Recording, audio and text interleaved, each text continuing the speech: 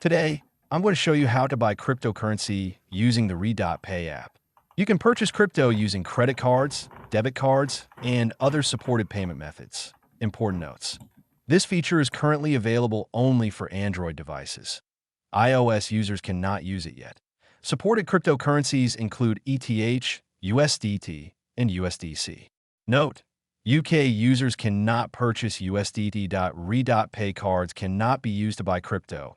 That if your bank requires verification during payment, you'll need to complete it on the bank's third-party page. That if you encounter any issues, use the live chat on the payment page for assistance.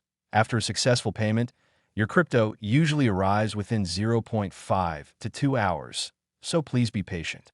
Steps to purchase cryptocurrency. Open the RedotPay app and tap Deposit from the homepage. Select the cryptocurrency you want to buy, for example USDT. Choose your payment method and select third-party payment, like credit or debit card. Enter the amount in fiat currency you wish to spend. Tap Add Card, enter your card details, and then tap Pay to complete the transaction. And that's it. By following these steps, you can easily buy cryptocurrency using the RedotPay app and have it securely deposited into your account.